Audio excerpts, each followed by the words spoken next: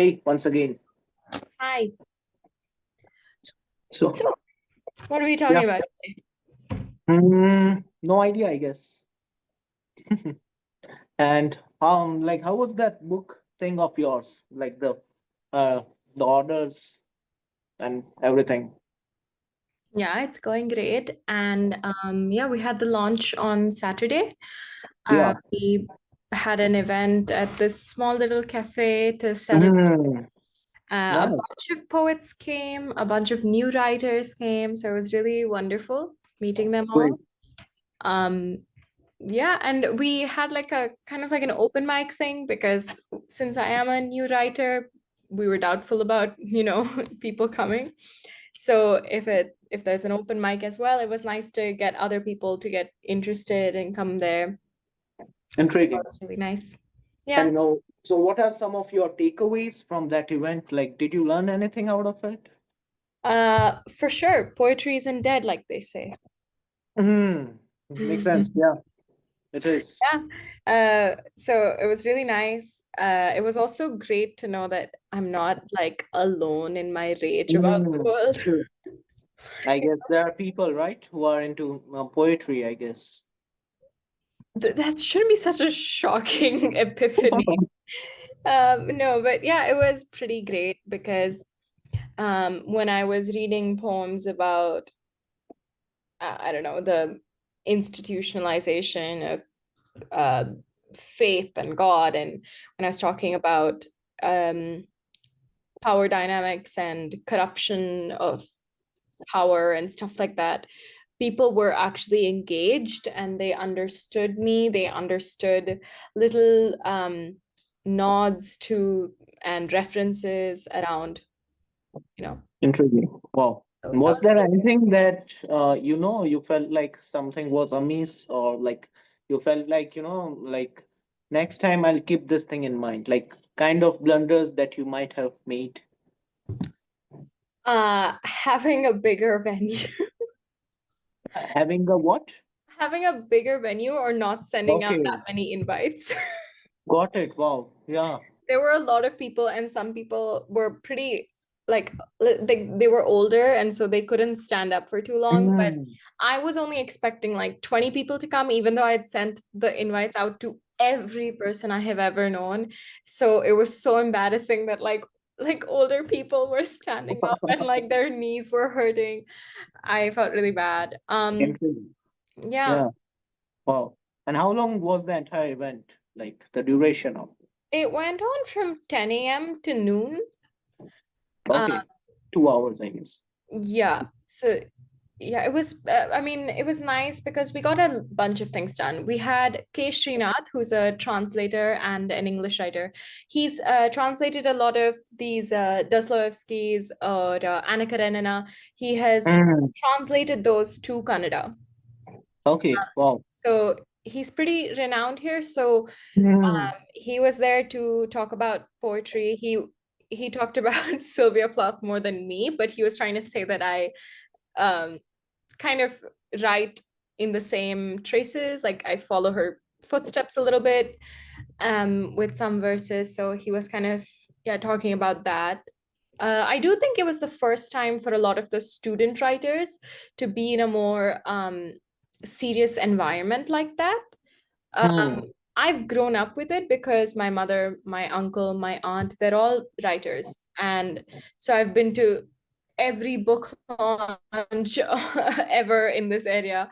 I don't think a book has been published without me having it in my bookshelf or, Wow. hearing my mom talk about it. So to me, having a bunch of older people there, a bunch of people in the publishing industry was not too strange because I've seen it. Hmm. But I do think I could see like how my other world of, young writers, fun and, jazz, there's a aesthetic of jazz around them. The young writers in Bangalore here, they're very lovely, but very light-hearted people, and not in a bad way at all. But I think it was strange for them to be around older writers, and writers Mm. in different languages. We had Hindi poets, we had Urdu poets, we had a Punjabi poem to start it off, and so it was really nice. Interesting. Wow. And what about the, perspective of older ones? Like, were they astonished when they see a lot of young people emerging into this field? What were their opinions? I'm intrigued to know. Yeah, a lot of them were surprised by the evocativeness, like Okay. how evocative the poetry was. Even I think they expected the tenderness in a lot of the poets, but they didn't expect the rage and perhaps um, this what do they say, vigor or visceral feeling that some of the poems Mm. had. So you could physically see like some of them like taking a step back, like, whoa, I didn't expect that, which was a great thing. They actually complimented a lot of us on it. Even my poetry, people like, apparently like someone cried while I was reading, and to know that like something I started writing back in eighth grade and I have developed over 5 years actually stuck to someone other than myself is crazy. Wow.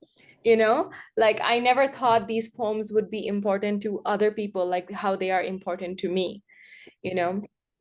So that was really nice. And I also think when there's a young poet, when you hear a young poet, when you hear a teenager or a 20-year-old writing poetry, you expect a certain sense of, I don't know, it being juvenile, or Yeah.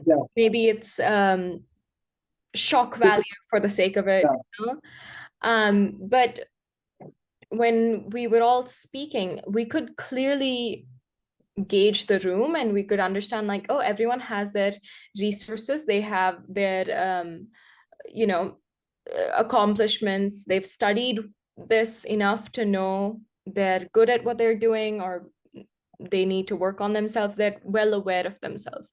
So I don't think they expected that. I think, I don't know, they expect young poets to write about love, which is of Mm. course going to be there, but I don't think they expected politics to be involved and for us to have such a clear cut, perception, such a clear cut perception of the world around us, to have instilled all these ideas in us. Yeah. Great. Wow. And I was wondering, like, when you are curating these poems, like, what kind of imaginations goes in your mind? Like, do you imagine about particular thing, or you just go with the flow, or it's a spur of the moment thing? Well, I think it's different for different collections because I can't imagine this being the process for another poetry collection I could ever write. Because since the whole idea around this collection was youth, girlhood, and the exploitation of girls, and just young people in general. It was about power, um, and power within relationships, within love, of course, but also within society. It could be a parent, it could be a politician. But I remember that this is what I had in mind. I wanted to let go of the last years, where a lot of terrible things have happened in my life and in the world. And I remember at the end I said, I know my worries about the world won't rest tonight, but I hope my father does.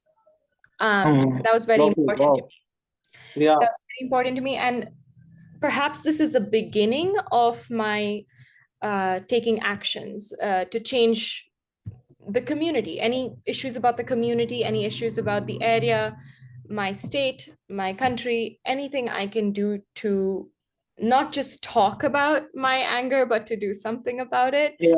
Um, but it was the end of a lot of sorrow. So I knew that age was a big factor here. I knew that youth was a big factor, that want to do something, that want for responsibility was a big thing.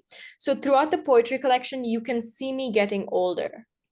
Makes And sense. so it starts with a poem called Age of Aesthetics, um, where I kind of study time and trends. And Allen Ginsberg? No.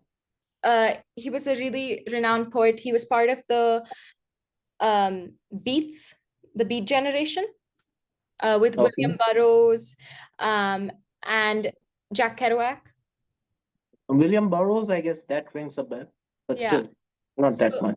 they're the Beat Generation, and they wrote a lot of vile, visceral poetry, raw, like speakeasies and open mics, and they have it's a completely different era. It's like 70s, it's 60s, you know. Um, but that kind of age, compared to now, and the aestheticization of everything now. So in Allen Ginsberg's poem Howl, he says, I saw the best minds of my generation destroyed by madness. Mm. And it's one of his best, most iconic lines. And I took that and I started writing another poem. So I said, I saw the best minds of my generation destroyed by madness, and I saw mine calling it the aesthetic. And then it goes on. And it says, Oh, but wow. I'll have to get up because yellow is the trending topic and I can't stay sad for long, that kind of thing. So it's, and I mentioned that presently 17, there's a line where I acknowledge the fact that I was 17. And in the end, you can see me as an older woman, not older than me now. But she's living a slow life. She's living by the sea. She's fishing, and she's for the first time maybe feeling a sense of spirituality or perhaps a soul of some sort. So it goes over those years, yeah. Interesting. Wow. So that's how I Oh. kind of accumulated the poems and did the layout for it. Mm, Um, got it. the poems went like getting older, yeah. The poems, yeah, It shows your dedication, like the way you speak. It speaks volumes. I can sense that you are deeply rooted into this thing. yeah. Uh, yeah. So nice. I admire your persistence. Even like you have been doing it for a long time. So what's in the pipeline? Like any like after once you are done with it, will you be launching any other another book? Yeah. So I mean, I've always been a poet. It's taken a while for me to say I'm a writer because, Mm. the canon is adjusting to a larger, array of genres and styles and all of that. Also, how you said I'm like talking very articulately. It's because I have like a cold of some sort, and I'm trying to like talk without having to say too much. Anyway, sorry. Um, uh, but yeah, so I think I have some essays and articles that I wish I could publish. Yeah, you don't have to spill the beans. I forgot about that. Yeah. Go Yeah. buy go buy her book, I guess. Yeah. Let's talk about other thing. Yeah, I forgot. Yeah. And I mean, for fiction, I feel like I don't have the patience to write a big piece of fiction yet. It takes a lot of patience to write fiction, and I True. don't think I have that yet. But someday, perhaps, yeah. Nice. Well, great. Yeah, now you ask me questions. Otherwise, again, I'll ask you questions about your book. Is spill the beans one of your favorite like I don't know idioms or something? The I what? think you say spill the beans quite often. Yeah. Do I say that? Yeah, because I compel people to do that. So I guess, yeah, people tell it, and then I realize they don't have to do it. So yeah. It is communication after all. You're supposed to, yeah. So how was your day? What all have you done today? Just the usual stuff, I guess. Some workout, then some work. I just came again from my academy. So yeah, now after this conversation, I'll again start teaching online. So yeah, nothing pretty usual day, nothing much. Hmm. Yeah, it was kind of, the situation was dire yesterday when I was volunteering and I was doing academy in a gully sort of area, and it was very eye-opening because a girl kept asking me, how do you write N again? How do you write I again? Yeah. I remember feeling very disturbed because I didn't expect that. Even older kids who are writing their boards now are not able to spell like pretty simple words. So Yeah. a lot of work needs to be done there. Yeah. Definitely. And even in terms of like people who regularly go to school, they don't even know the spellings. Like because of this autocorrect thing, all you have to do is type few letters and it's good to go, you know. So gone are the days where people used to even think about of the spellings or they used to memorize the spellings. Um, do you Yeah. what would you I feel like only recently have I learned like good listening skills because I love it when someone is really passionate about what they're talking about. And doing this, I talk to so many people, and it's so nice to see like different passions just implore and like explode onto the laptop and like for me to hear all of it. Like, have there been some interesting sessions you've had with your students where like it might be the most random things, but they make it sound so interesting. Yeah, sometimes we go with the flow. Like sometimes, you know, some students are of my age, so one thing leads to another, and then sometimes like I lose the track of time. Like I don't realize that it's time to say goodbye. But sometimes it happens, and when it happens, it's really something, you know, kind of a catharsis. Both of us get the chance to get rid of our feelings, and we share things mutually. So it's really good feeling when that happens, and it happens quite often with like students of my age. So we sometimes tend to do that, and specifically And what people if I've someone's talking? observed. Sorry. Go on, go on.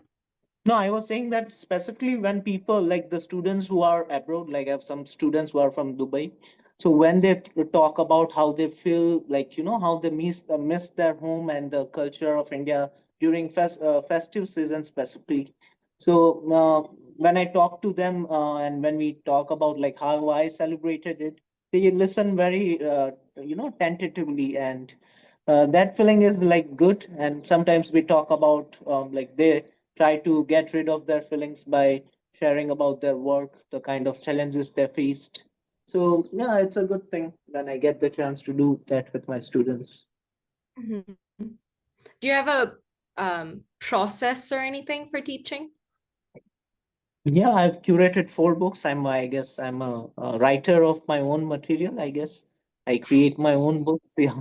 So I curated 4 books of spoken English. And I always tend to, like keep ahead of the curve. So I keep on learning and learning. So now I'm currently writing my 5th book. So yeah, that's what I try to do.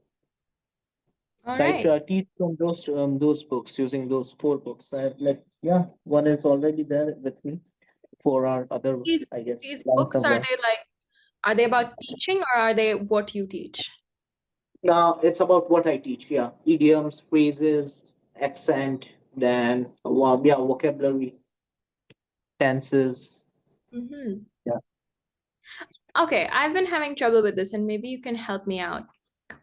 Um, when I'm talking to my students, I hear, their lapses in pronunciation, and I try to correct them, but then it turns out to just be their accent. So where do you like distinguish each of those? Because like what is the difference between having an accent and pronouncing something wrong? can you provide me an example? Like it can be the tone also, like some the intonations. Sometimes we pressurize the wrong letters that we are not supposed to do. So it can be that also. Like I usually have that thing with my students who are from UP.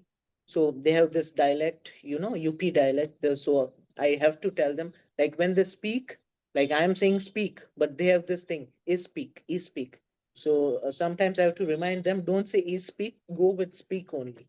It's no, it's instilled in them, that thing which have been there for years and years. And now when you well now when he or she gets a tutor and he has to change his years and years of experience, like so it takes a lot of time to do that. Yeah, I think that's one of the biggest challenges I've had so far, where Yeah, it can be done. I don't it's also like it can be an insecurity for a lot of them. when I point out like either their a lapse in their pronunciation or just bring to light, okay, I know this is your, a lot of people from the south especially, I hear it a lot because around my family I've heard people talk that way, so I know it's their accent, it's not that they're really pronouncing it wrong per se. Okay. But it's Can you hard give for me to figure out one how much example of it of that, Upasna? One simply, like one example of any word or something. Even it would help me a lot, I guess. Yeah, this thing, like I told you, the with the S sound is speak is spoken. They say it is spoken English. a lot of the okay, so especially my Telugu or Malayalam students who go possible, possible, or school, la instead of la, Yeah, and trauma, or alone, alone, or alone. alone. Yeah, alone. Hmm. No, no, and na, la, and la. Yeah, it makes sense. I used to have a student from Kerala, and he And how do used you to end up call. correct that? Like I'm not sure for that. I have to be there or leave. No, I have to observe them. But I like from my experience, I can say that there was a student who was from Kerala, and he used to call money as mani, mani. So there was that sound that I can, I was able to decipher that this person is from this region, mani, mani. And there are some words that he used to say. So it comes when I listen. Like I don't have it in my mind, but you have to keep on telling them. Like there's no another way, I guess. But it's strange because the vocabulary is so much more vast with the South Indian students, I feel. Like their vocabulary is good.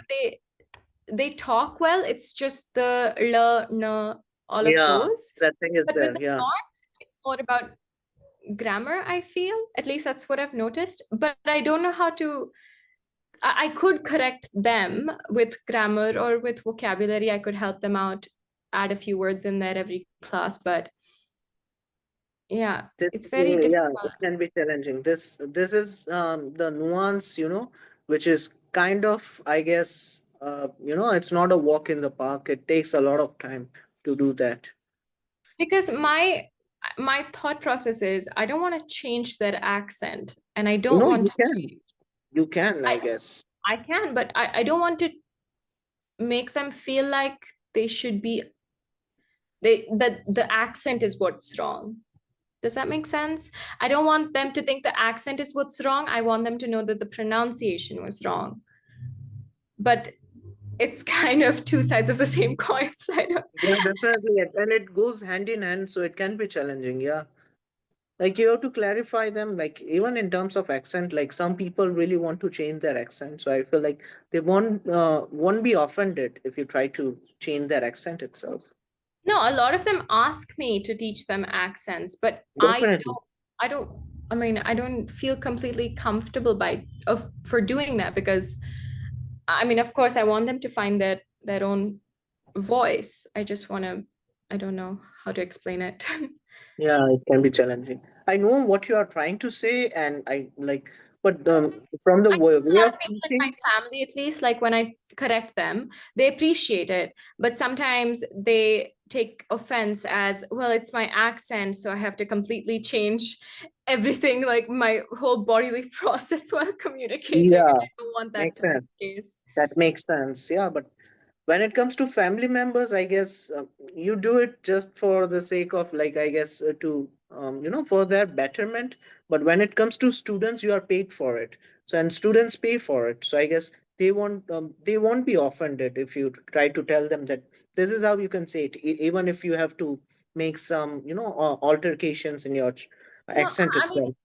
no, I mean, taking offense as in not not literally, but more like Yeah, some sort of yeah, shame that they might feel or yeah. some sort It's of like know it all. insecurity they might develop. I don't want to bring Hmm. too much attention to it because then they will stop talking. A lot of Makes them sense. shut down, you know? Yeah, true. Yeah, it can be. It can be. It's challenging, I guess. That's why people call it English is not an easy language. It's really complicated one. Whoever said that doesn't know what it's like to learn Malayalam. Really? I've tried to learn Malayalam for so long and I can't. Oh, like, was there, is there any specific reason? Yeah, it's one of the most complicated languages. It literally Okay, looks like a language that has gone extinct, but it sounds like, I don't know, some brothers in the next room speaking. Yeah. interesting. So you want to be the savior of this language so that Ah, it doesn't get no, my God, no. I think it's a beautiful language. I wish I knew how to say it because I admire people who speak Malayalam so much. It takes so much effort. okay, got it. Yeah, nice. I And never it's thought about Mansaya, Malayalam Mansaya. language. Great, nice. Thank you for enlightening me about this thing. I Nice. can't tell if you're being sarcastic or not. No, no, I'm serious. Like I never, thought about it like from this perspective that Malayalam can be like have this many layers of It is complexity. one of the most complex, complicated languages ever. Really? Wow, wow, nice, great. I wish you, I guess, break a leg. Thanks. Thank you. All right. Nice. So, person, I guess the meeting is calling. Like, I guess we have to call it a day. And take care. We'll catch up soon.